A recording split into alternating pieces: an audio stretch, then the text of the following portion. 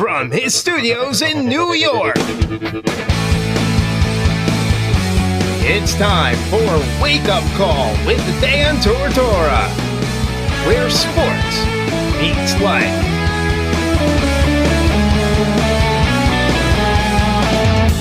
Here's your host, Dan Tortora. Here to Wake Up Call with Dan Tortora on wakeupcalldt.com, your one-stop sports shop, and on mixlr.com/wakeupcalldt. I hope you're doing well. Hope you're enjoying your morning this morning as it is time for Tourney Time Talk. That's something that Wake Up Call with Dan Tortora has carried throughout the years during conference tournament time. I have Syracuse basketball alumni join me all throughout the week, and today we have a trio of guests, and Dale Shackleford as well as Roosevelt Bowie Jr. and Gene Waldron will all be joining the show in that order, followed by the Fantasy Football Power Hour, condensed a little bit, speak on franchise tags, Dak Prescott, and more. All inside of the Cafe Kubal studios. This is Wake Up Call, and you are listening on mixlr.com/wakeupcalldt, as well as on wakeupcalldt.com. You're watching on facebook.com/livenowdt, and on youtube.com/wakeupcalldt. So with all of that being said, let's welcome the man into the broadcast to start off our Tourney Time Talk this season. That is Dale Shackleford, a great friend of mine and someone I appreciate very much. Dale, how we doing? I'm doing great, Dan. Good morning to you. Everything's nice and cool down here in Florida. It's in the low 70s, so I'm freezing a little bit. Yeah, I know. You're having a rough go at it this morning with how chilly it is down in Florida. I'm sorry that you have to go through that. But speaking of the weather and the heating up of things, is this a perfect time for Syracuse to... I mean, where do you think they're at right now? They defeated North Carolina, who blew out Duke after losing to Syracuse, and they defeated Clemson, two teams that are above them in the ACC standings, Clemson as a 5 seed, and North Carolina as a 6, Syracuse is an 8. So where is Syracuse basketball right now as they head into the ACC tournament? Well, I think Syracuse has a good shot. They've got a little momentum going with the last couple games they won. I'm not going to compare their win over North Carolina to North Carolina's win over Duke. They've got to take care of this afternoon's game against North Carolina State. But I think, Syracuse can, pull this one out this afternoon and have a great showing and hopefully beat Virginia tomorrow. They have a great shot at the NCAA tournament. Syracuse tends to peak at this time of the season, which is a good thing. They tend to get better. They tend to play well together during the later stages of the season. So hopefully this is one of those years that they do the same. What would you attribute that to, Dale? Why do you think that Syracuse finds a way to surge toward the latter part of the season, in the postseason when they have to win? Why do you feel like more often than not they come through? Well, it's obvious. Syracuse don't play that many players, and it takes some time to get players used to playing a significant amount of time.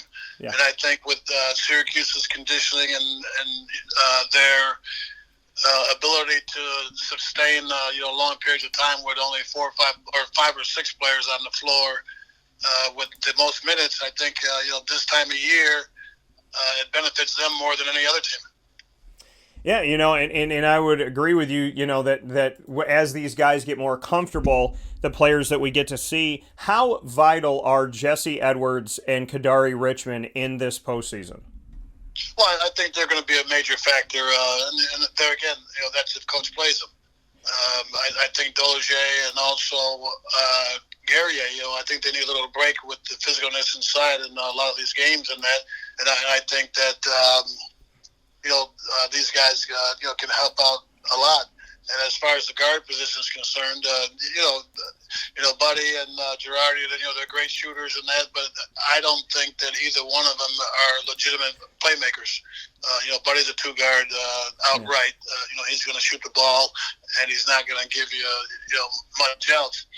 And Girard is trying to play, the one position, and be the leader on the floor, and that, and sometimes he struggles because 8 out of 10 times he's looking for his own shot before he's trying to get everybody else involved in the offense. And I think that Kadari brings that to the team where he's going to get everybody involved first, and then he's going to take whatever he can take according to what the defense gives him.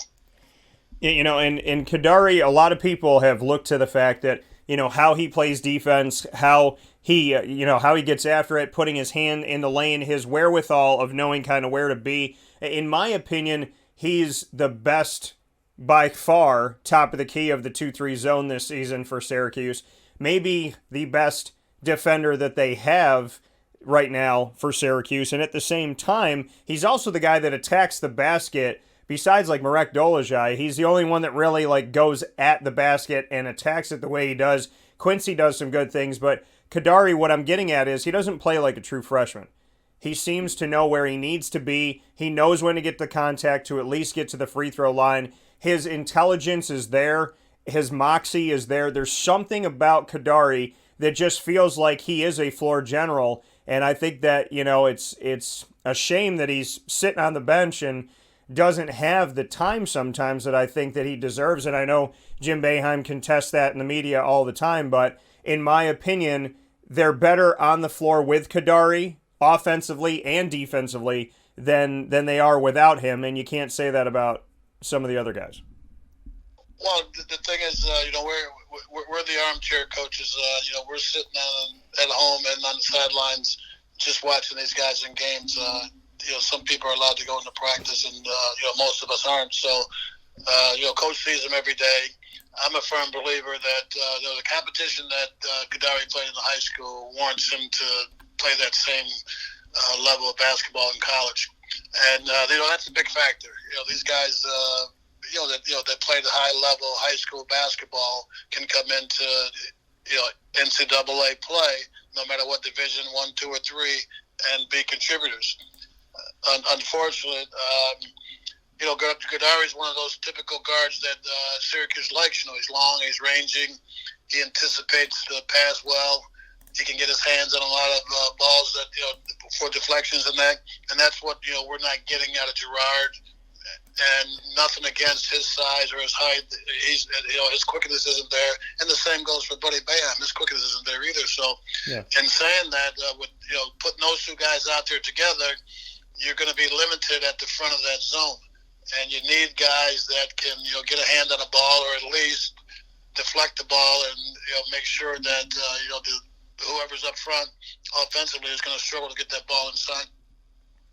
Yeah, in Kadari, I mean, for you, what are the things about his game that you like the most? What sticks out to you the most about what he does on this team? Well, I to be honest with you, I haven't really seen him play that much. I probably saw him play 2 games because I don't get the games on my television network, only if they're on ESPN will I see them play. I don't have the ACC network, but I think that he brings a little up tempo to the game. He pushes the ball up floor a little better. He sees the open man a lot better. I think he's capable of getting to the basket and making a strong move to get his shot off or to go to the foul line. And we already said defensively, he brings a lot of range and length to Syracuse's 2-3 zone. Yeah, and Kadari, I mean, definitely is a catalyst, I think, for their success moving forward. Dale, for you, they have to play NC State. They have the height on NC State. They've utilized that. They've played them twice. You've obviously played this game. Beating a team 3 times in one season, is it easier or is it more difficult? I mean, going back to that tape and saying, okay, we knew what we were doing in these first couple games, does that help you? Does it hurt you to play a team 3 times? Well, I think most of that is mental, psychological, whatever you want to say. I'm quite sure that, the coaches are letting these guys know that they're not the same team that you played the first time or the second time. This is a whole new season. Everybody's got, one shot in the ACC tournament and they're done. So you still have to come out with your best. And, to think about what you did in the past is not going to help you in the present. And, I think that, the players understand that, they still have to go out and work hard and play as hard as they can. My biggest thing is that, go out and play as hard as you can, win the game, get some rest, and not look forward to tomorrow, but take care of this game right now, and then you can rest up for tomorrow. Yeah, and I think it's a big thing to see, the fact that there is this opportunity in and of itself, Dale. Before I let you go, the ACC tournament, a year to the date, really, of March 9th, which started off this tournament, that's when the world, in my world, really started to change. That was a Monday in 2020, and I was getting ready to go down to the ACC tournament. Something in my gut told me not to. I was getting information that there was people that were contracting the virus and different things that were going on, and then they closed down the locker rooms to the media, and eventually, within a couple days, they shut it down. Your thoughts on the fact that we're even here, that we even have an ACC tournament, a conference tournament, the hopes of the NCAA tournament, just what we've been through this year, and the fact that we got to a point where we're in the postseason again, and this time we're trying to finish it. Well, first of all, I want to say that Syracuse did win the last game in the ACC tournament, so they should have been the outright tournament champions. There you go. That's just my opinion.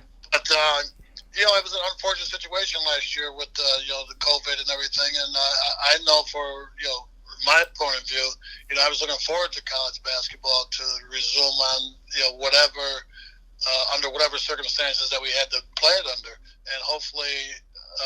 With all our health and safety protocols in play, that we can get through this season or this postseason ACC tournament and all the other tournaments for college basketball without any incidents to where it's going to be postponed or delayed or canceled. And that's something that we hope that will not happen. And I'm looking forward to at least getting updates on the Syracuse score today.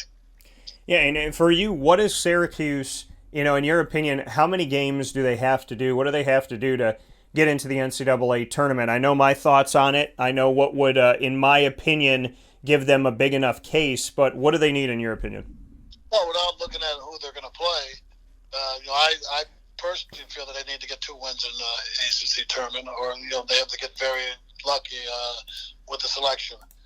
And, I think the first thing is, getting those 2 wins, and then we worry about whatever happens later.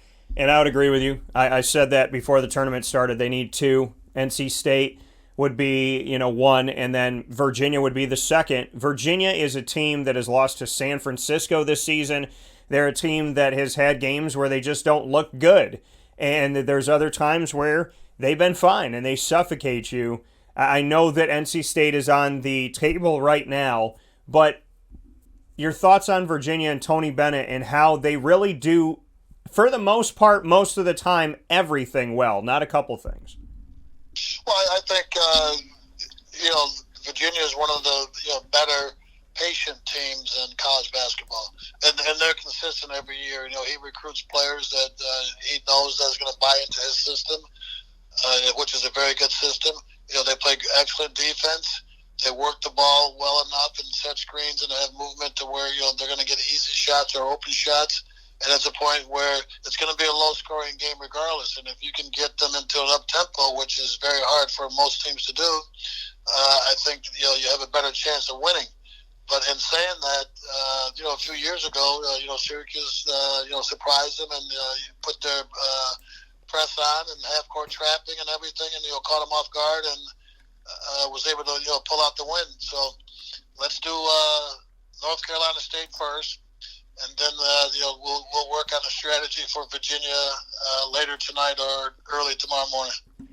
That coming from Dale Shackleford. Dale, I know that you have some business to take care of today, so we'll let you get to it. But as always, I appreciate the time and being here for Tourney Time Talk, something I do every single conference tournament week, having as many Syracuse alumni as I can on from the basketball side of things. And I know that you're always open to being here and being a part of it and have been a great friend over the years. And for those of you that haven't seen it, go back and watch our special, our Florida in Focus one. There's a lot of good to come from all of that in our prior conversations. And in the meantime, Dale, stay safe, stay well, and hopefully I'll get to see you soon.